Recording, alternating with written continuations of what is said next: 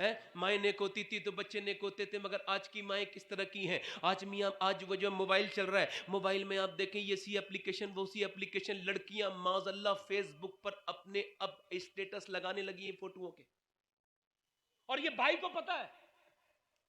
अफसोस की बात ये है स्टेटस लगा रही हैं। मुझे आप दिल से बताओ, आपसे पूछता हूं, पहले मुसलमान बच्चियां ऐसा करती थी?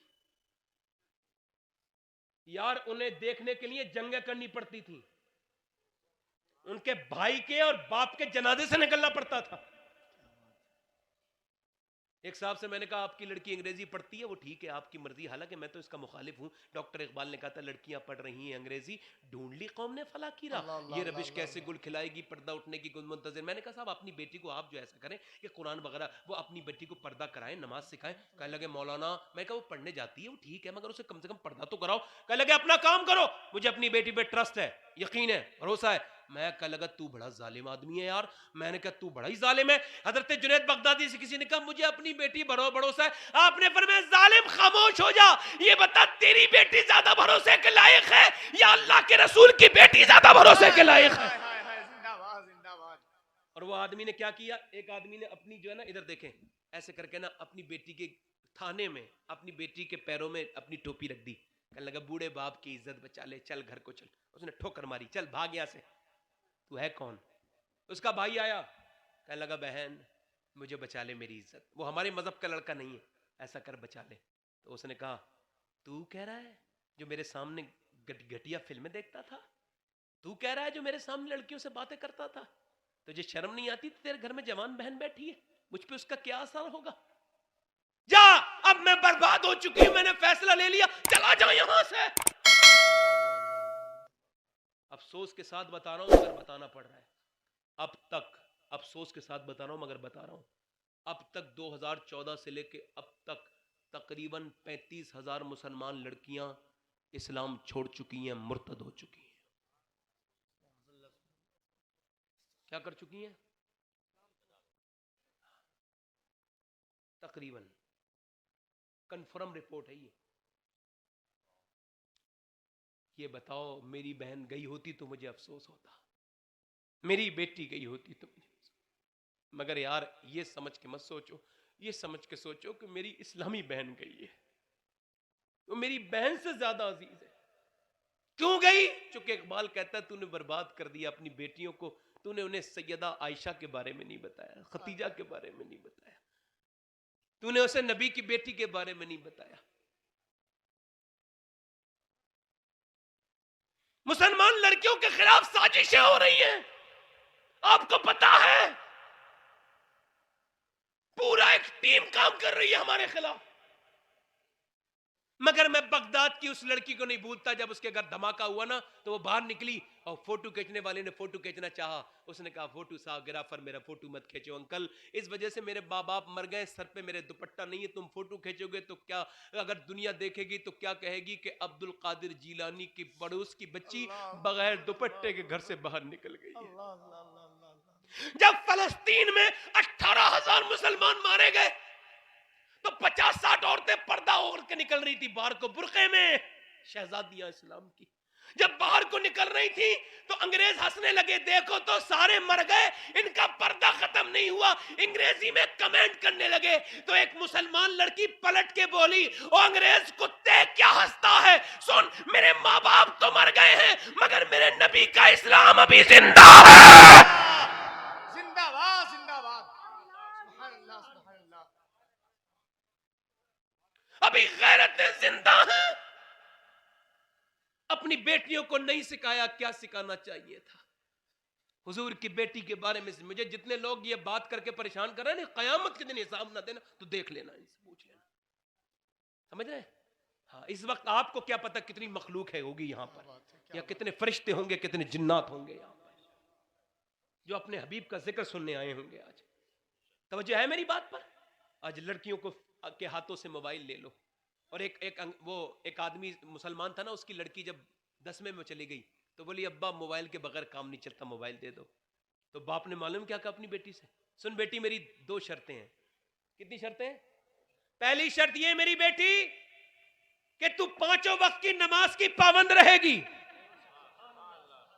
का ठीक है। और मेरी बेटी रात को 9 बजे के बाद मोबाइल हमारे पास जमा कर देगी। सुभान अल्लाह। बोलो सुभान अल्लाह। लड़की ने कहा बिल्कुल ठीक अब्बा। तवज्जो है कि नहीं?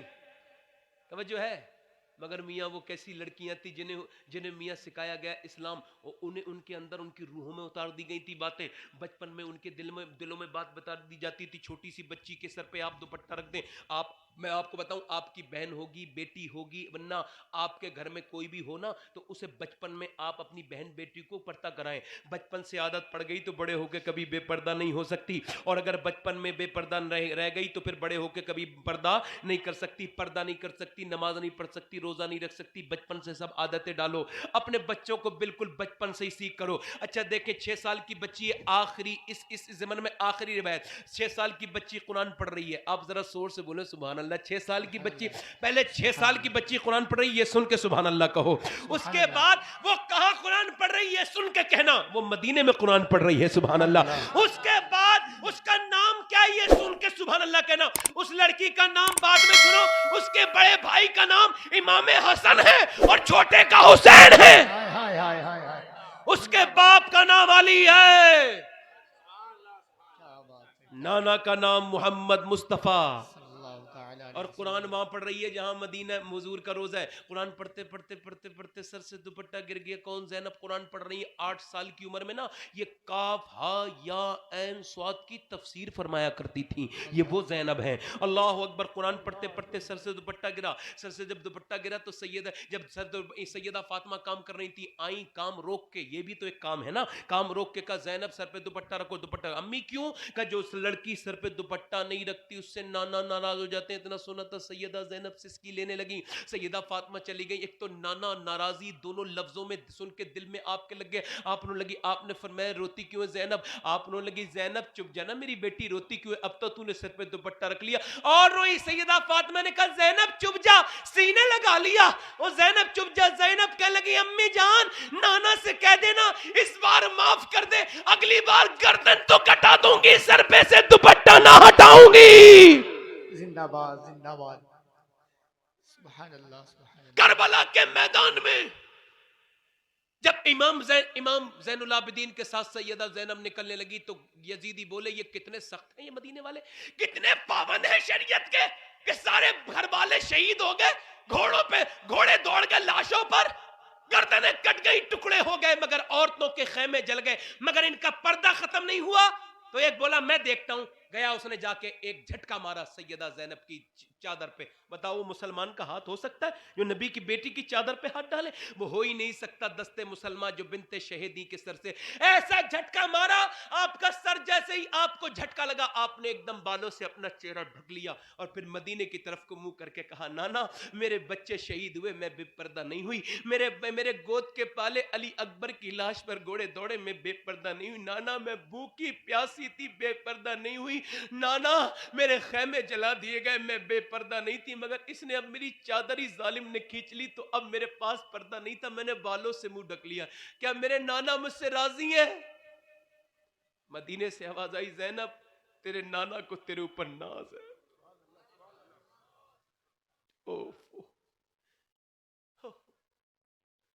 सैयदा ज़ैनब कैसी अजीम मां की अजीम बेटी है, भूखी है, प्यासी है। घरों में अल्लाह भूखी प्यासी है, बच्चे शहीद हो गए मगर पर्दा नहीं गया। अल्लाह। सैयदा आयशा कुरान पढ़ रही थी, आवाज बाहर आ रही थी, हमारी सब मोमिनों की मां है।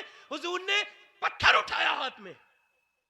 आज तो नाते सुनते लड़कियों की लोग, शर्म नहीं आती बेगैरतों को।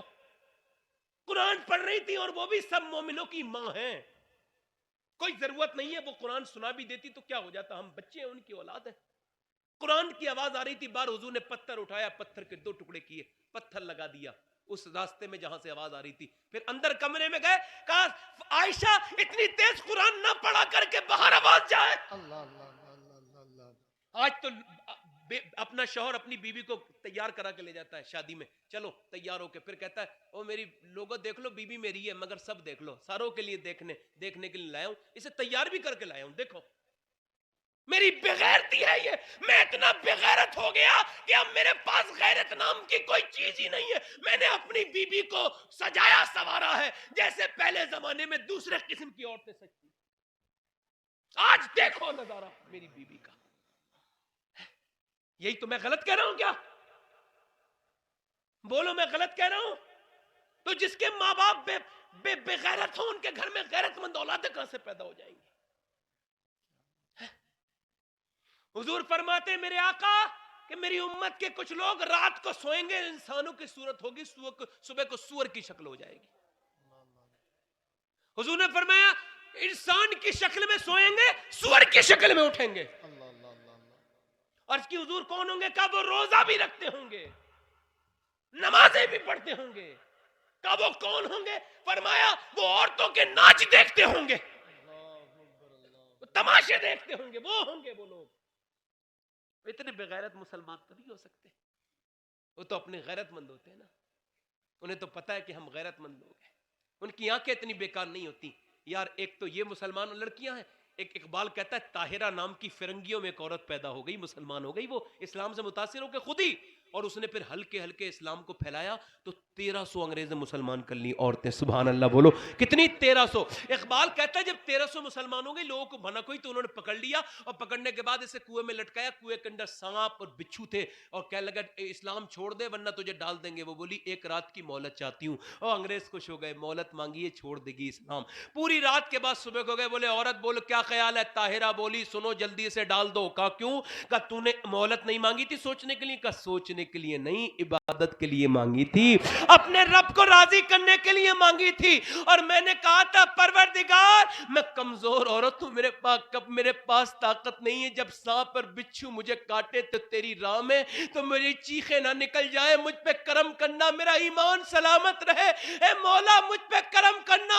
अकेली औरत जब रोई तो अंग्रेज कहने लगे कि जब इस ताहिरा की हिम्मत का ये आलम है तो फिर करबला की ज़ैनब की हिम्मत का क्या आलम होगा? कलमा पढ़ के मुसलमान हो गए। सुभान अल्लाह।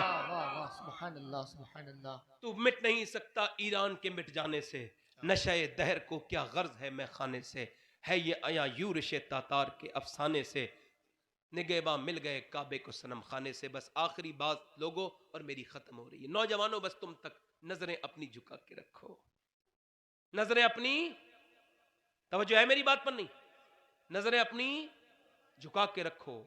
कभी कभी ऐसा किया करो कि या तो महफिलों में आया मत करो और आने के आदाब सीख लो। एक जगह जहां बैठ गए वहां बैठ गए। सहाबा इकराम जब सुनते थे तो उनके ऊपर परिंदे बैठ जाते थे, ऐसे सुना करो। ये नहीं कि मियां कभी इसे परेशान किया तो कभी उसे परेशान किया, है ना। मैं देखता हूं कुछ लोग इंसानी नहीं बनने के लिए तैयार है, सब कुछ बन गए मगर इंसान नहीं बने। गालिब कहता है गर्चे दुश्वार है हर आम का आसा होना, आदमी को भी मयसर नहीं। बात आखिरी कर रहा हूं और खत्म कर रहा हूं। मुसलमानों लड़कों अपने अंदर गैरत पैदा करो। क्या पैदा करो? और अपनी नजर में, गौसुल आजम फरमाते दुनिया की सबसे बड़ी पाकीज़गी नजर की पाकीज़गी है। काय की पाकीज़गी है? निगाहो दिल मुसलमान नहीं तो कुछ भी नहीं। खिरद ने कह भी दिया ला इला तो क्या हासिल, निगाहो दिल मुसलमान नहीं तो कुछ भी। एक आशिक था, वो आशिक कल्ब का तर्जमा कर लीजिए, तब तवज्जो है कि नहीं? वो बहर की बात कहां चल रही है यहाँ? जो बेबहर तो कोई मसला नहीं है, या इकबाल कहो या असद इकबाल कहो, हम पढ़ रहे हैं, हमारा है, कहा तो हम लोगों की शान में जाता है। तवज्जो है कि नहीं है? मैं क्या अर्ज कर रहा था? वो आशिक था हुजूर का। किसका आशिक था? हुजूर का आशिक। हुजूर का आशिक था, उसे पकड़ लिया तो 9 उसके साथियों को कत्ल कर दिया, एक को उसे बचा लिया। एक सरदार ने कहने लगा इसका चेहरा अच्छा है, खूबसूरत है, जवान है, इसका ईमान मैं खत्म कर लूंगा। घर ले गया, 1 महीने तक खिलाया पिलाया, और कहने लगा देख ऑफर दे रहा हूं, मेरी बेटी से शादी करूंगा, सारी दौलत दे दूंगा, मैं एक सरदार हूं, सरदारी तुझे दे दूंगा। कहा इसके बदले में इस्लाम छोड़ दे। उसने कहा तू तो अकेला ही ईसाई है, सारी दुनिया के ईसाइयों की दौलत देगा फिर भी ठोकर मार दूंगा। वो कोई और होगा जो अपना ईमान दे देगा। नबी का चाहने वाला नबी पर जान दे देगा। कहा लगे इसे भूखा रखा, जाल बिछाया, 2 दिन भूखा 2 दिन प्यासा, और फिर अंदर कमरे में बंद किया तो शराब रख दी कि भूख लगी प्यास लगेगी तो पिएगा। और खाने में क्या रखा? सुअर का गोश्त पका के। सुअर का नाम लेना हराम नहीं, गोश्त खाना हराम है। रख दिया। मगर इसी पे इक्तफा करते तो थोड़ा था, नहीं नहीं, एक औरत भी बुलाई गई, लड़की खूबसूरत हसीना, जिसके हुस्न के चर्चे पूरे मुल्क में थे।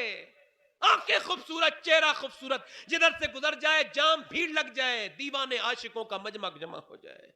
आई, आके वो पूरी रात बैठी रही।